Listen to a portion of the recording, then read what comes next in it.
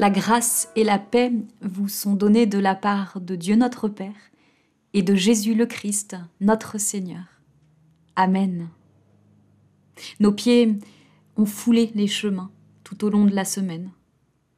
Notre dos a porté le poids de nos soucis.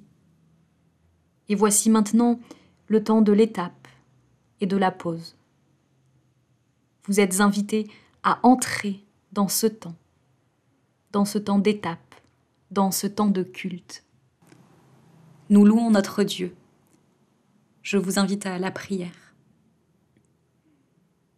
Dieu éternel, c'est toi qui nous rassembles des quatre coins de la terre en une église aux 1000 couleurs. Nous te rendons grâce. À toi va notre louange et notre joie de pouvoir t'appeler notre Père. Nous sommes témoins de ton amour. Tu nous aimes comme personne. Et chacun de nous a du prix à tes yeux. En cet instant, nous qui croyons en toi, nous nous unissons à la foule de celles et ceux qui ont découvert ton amour. Oui, nous te louons, Éternel notre Dieu. Nous chantons pour toi notre reconnaissance, pour tout ce que tu as fait en nous, par nous, pour nous. Amen.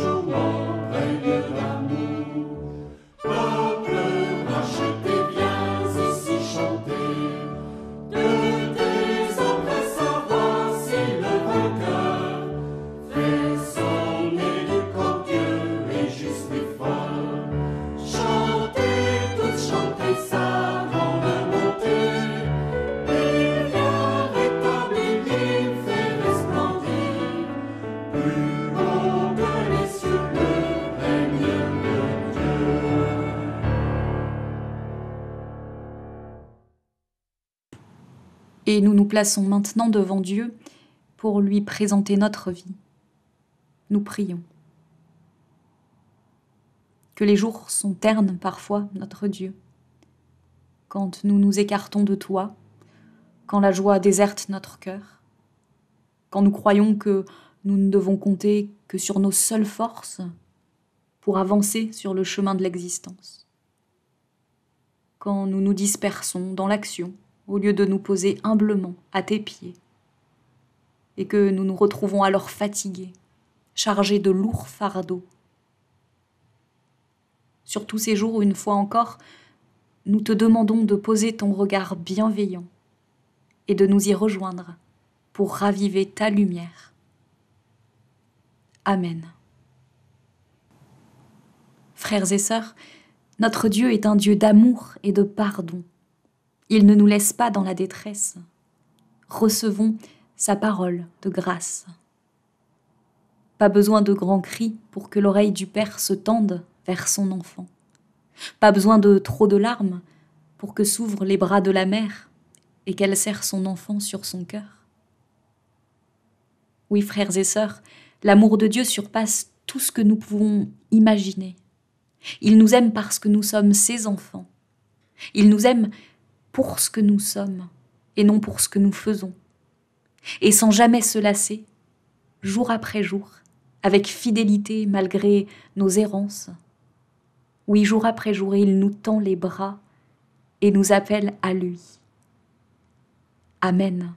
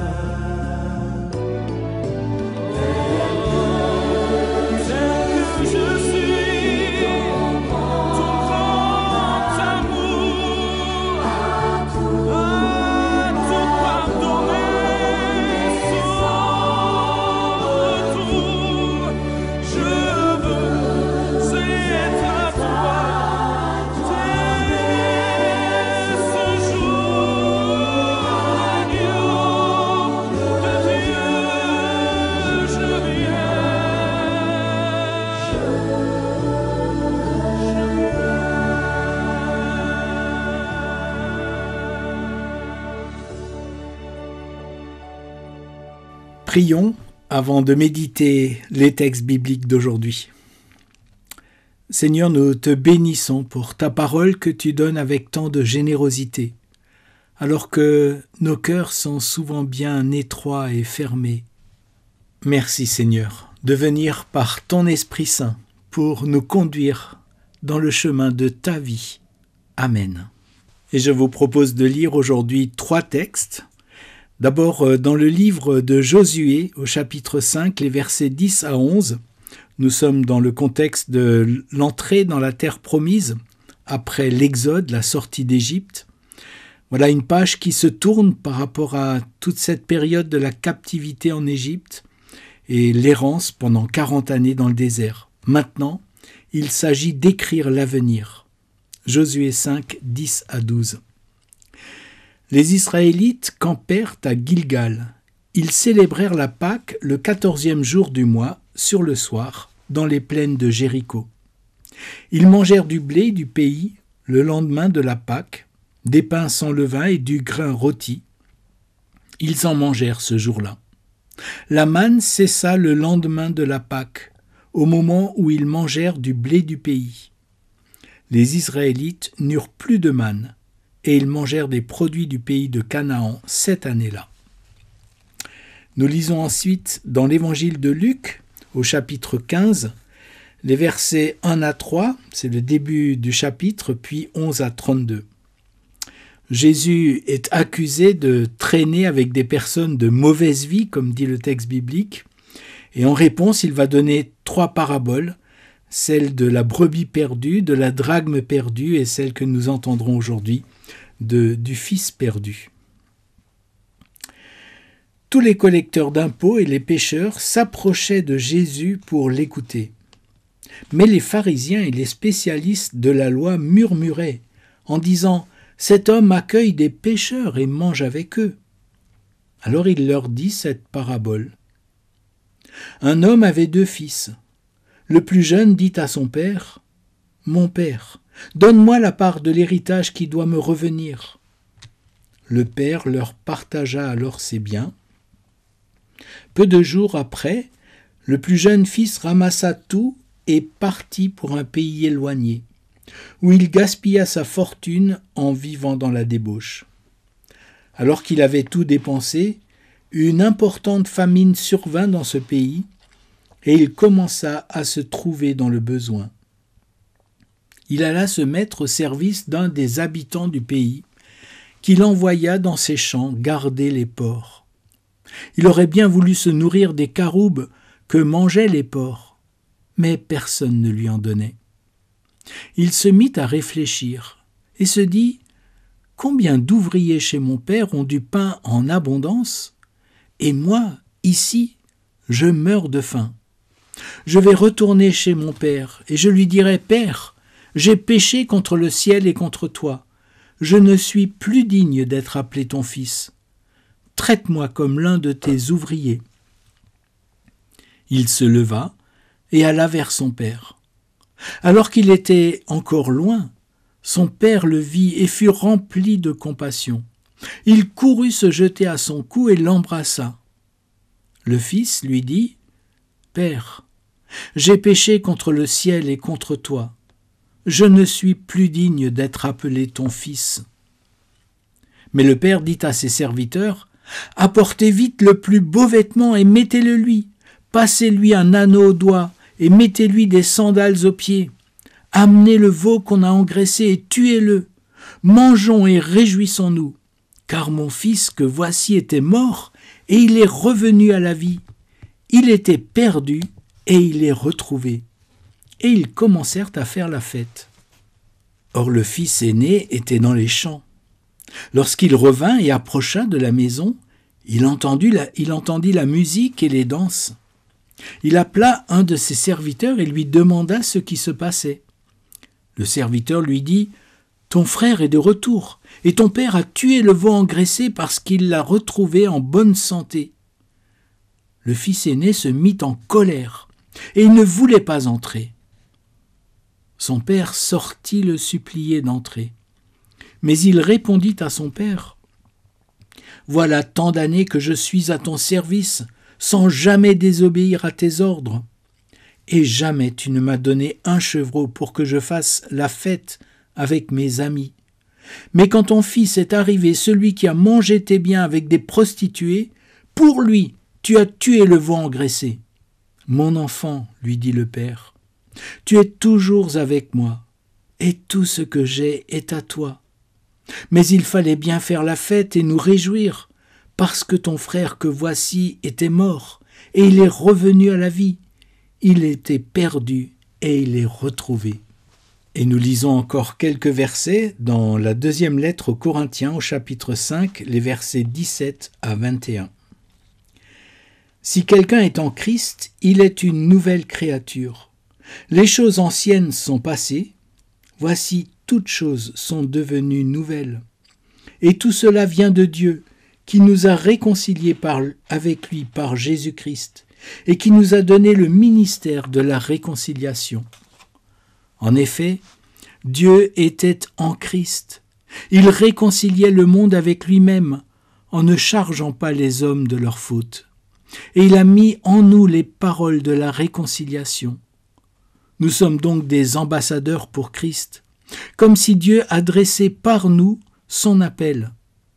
Nous supplions, au nom du Christ, soyez réconciliés avec Dieu. En effet, celui qui n'a pas connu le péché, il l'a fait devenir péché pour nous, afin qu'en lui, nous devenions justice de Dieu. Seigneur, ta parole est une lampe à nos pieds. Éclaire-nous par ta lumière. Amen. Il semblerait que ces trois textes soient traversés par un fil rouge ou plutôt deux fils rouges, celui de la rupture et de la continuité. La rupture avec Josué pour les Hébreux qui entrent dans la terre promise, une nouvelle étape où il ne va plus y avoir de manne, cette nourriture providentielle qui a accompagné les Hébreux dans leur fuite. Une rupture pour le fils cadet qui rompt avec son père, mais aussi la continuité avec le fils aîné qui est resté, et une rupture encore puisque ce fils aîné se sent mis sur la touche. Une rupture enfin avec Paul qui annonce aux Corinthiens qu'ils sont des êtres nouveaux. Revenons d'abord à Josué. Il y a continuité puisque le peuple célèbre la Pâque, c'est un ordre que Dieu a donné durant l'Exode, mais aussi rupture puisque désormais il n'y a plus de manne. Elle s'est arrêtée, cette nourriture providentielle dont le peuple a eu besoin pour sa fuite à travers le désert, mais du premier jour où ils ont pu manger le grain du pays où ils mettaient le pied, il n'y avait plus besoin de la manne. C'est aussi un enseignement pour la vie spirituelle. Il y a des étapes dans la vie spirituelle, et souvent dans le début de la vie spirituelle ou quand on prend des engagements nouveaux, on peut vivre beaucoup de manifestations fortes de la grâce de Dieu, de la présence de Dieu qui devient plus sensible, avec des signes et des événements qui sont parlants, un témoignage qui est fort. Et puis viennent des étapes où certaines manifestations de Dieu cessent, comme la manne qui s'arrête pour nourrir le peuple. Est-ce que Dieu est moins présent ? Est-ce que la nourriture produite soi-même est moins pure, moins nourrissante ? Non. L'arrêt de la manne n'est pas la conséquence d'un péché ou d'un éloignement de Dieu. Ce n'est pas la faute et la responsabilité du peuple. L'arrêt de la manne marque une nouvelle étape, voulue et promise par Dieu lui-même, celle d'habiter enfin la terre promise. Et en principe, cette étape, spirituellement, est plus avancée que l'étape de la fuite dans le désert. C'est normalement une étape plus féconde, une étape plus proche de la vocation du peuple, de manifester le royaume de Dieu. Mais c'est vrai qu'à vue humaine, c'est une étape qui engage plus la responsabilité des croyants. Il va falloir travailler pour manger, y compris travailler spirituellement pour manger spirituellement. Il va falloir réfléchir, construire, transpirer et peut-être aussi tâtonner. Ces bergers n'ont peut-être pas beaucoup cultivé jusque-là.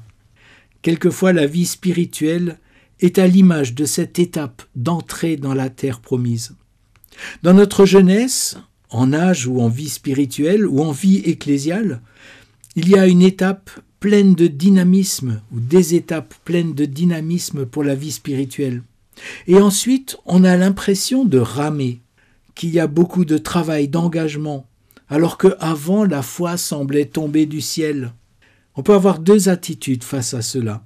Rester prisonnier du passé, d'un passé extraordinaire, et vivre toujours dans la nostalgie de ce passé, mais du coup, passer à côté de l'étape actuelle, ou accepter de lâcher le connu pour entrer plus profond dans notre vocation. Mobiliser notre responsabilité et aussi notre liberté, notre conscience.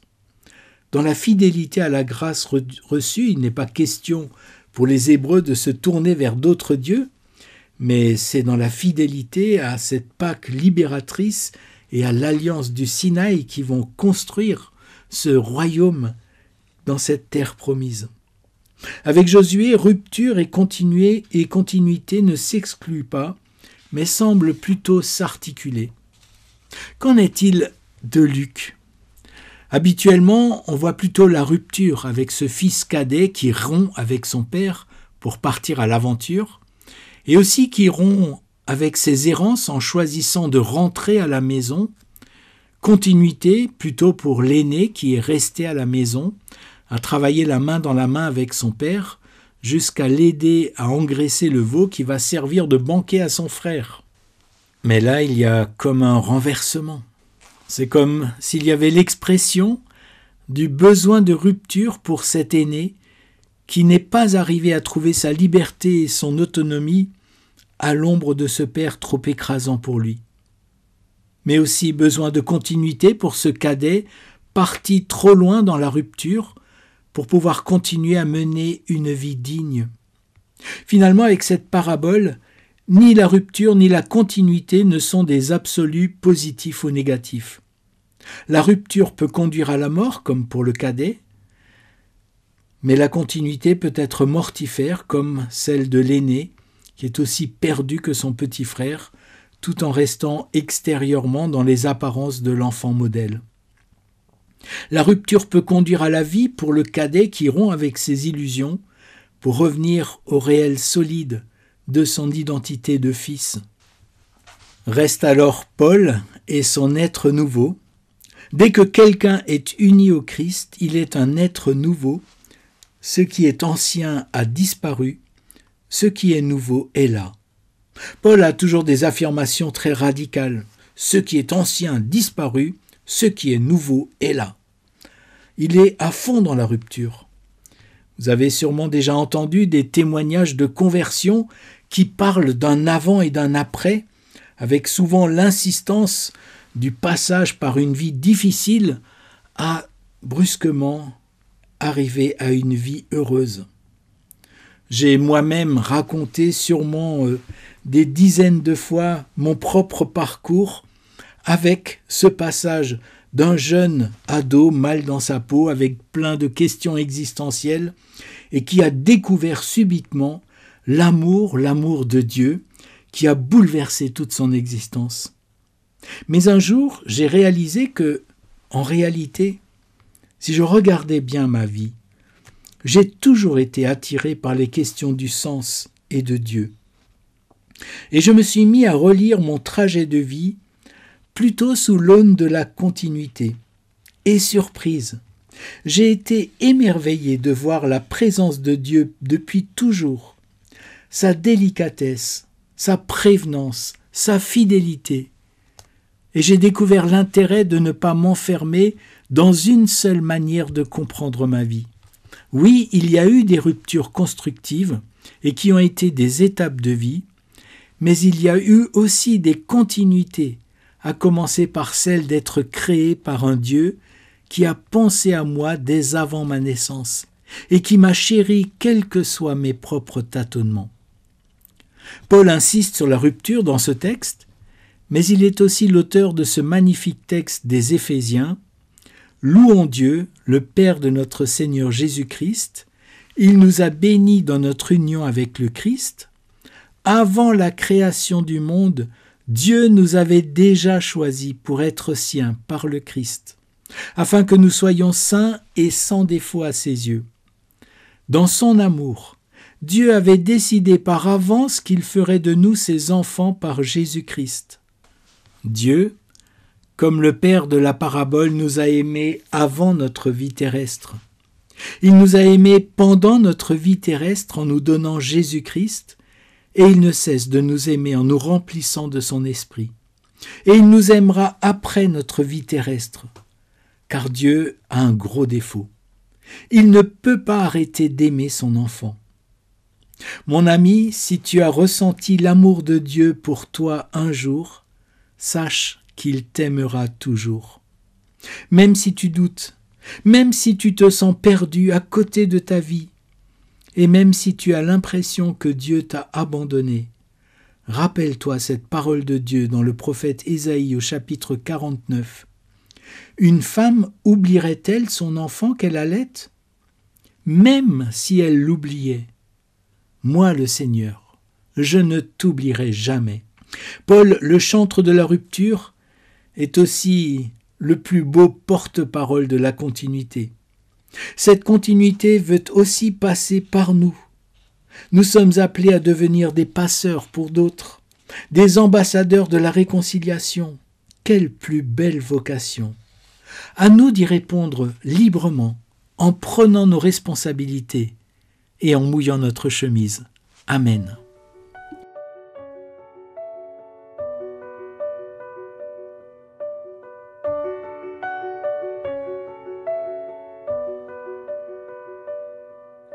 Cherchez d'abord le royaume de Dieu et sa justice, et toutes choses vous seront données en plus. Alléluia, alléluia.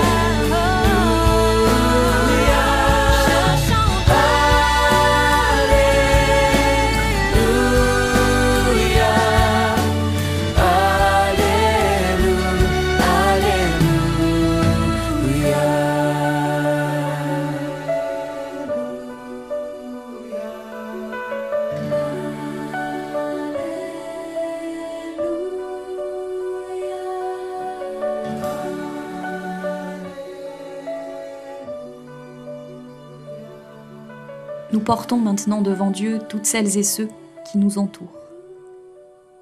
Prions.